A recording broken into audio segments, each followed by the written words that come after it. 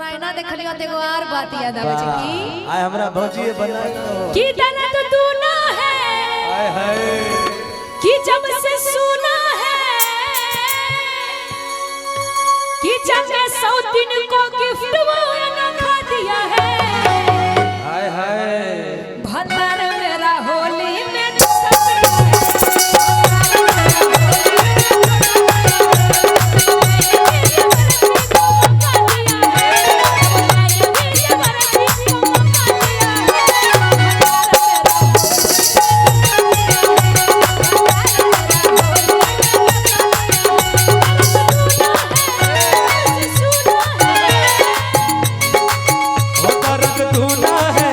जब से सुना है दर्द तू ना है और जब से सुना है हमका उसको बड़ा बड़ा मुझे छोटा दिया है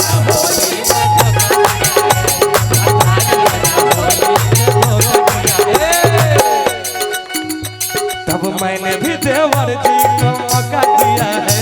तब मैंने भी देवर जी को मौका दिया है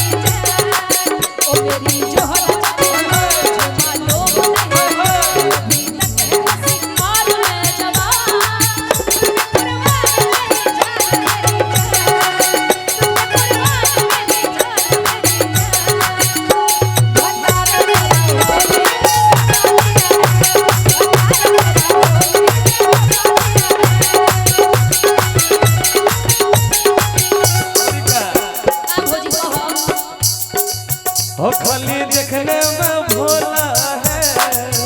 मैं समझती थी ना बतावा कैसन भौजाई वाली आधा लाइन में भूल जाता तरी कहतरी औरी आप अरे दोनों जब मिले हैं तो थोड़ा मिल बांट कर कहिएगा झुमका बड़ा बड़ा उसको मुझको छोटा दिया है सुन लीजिए आप नहीं बोल रहे हम ही बोल देते हैं बोलिए ना कि खाली देखने में भोला है हाय हाय कि मैं समझती थी लोला है कि माल तू को रख ले है कि मेरा मोहरत बकलोला है झुमका बड़ा बड़ा उसको मुझे छोटा दिया है झुमका बड़ा बड़ा उसको मुझे छोटा दिया है अच्छा ए भौजी भतार मेरा होली में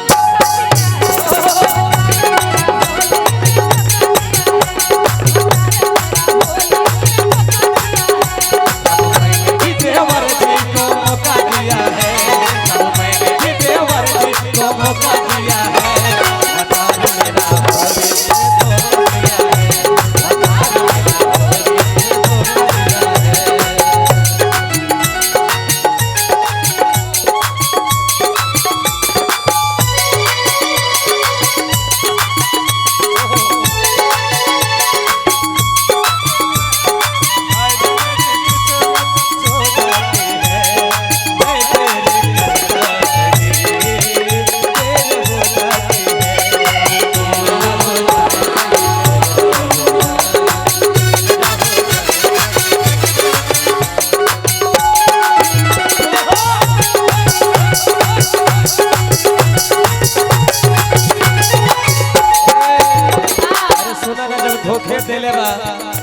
सोना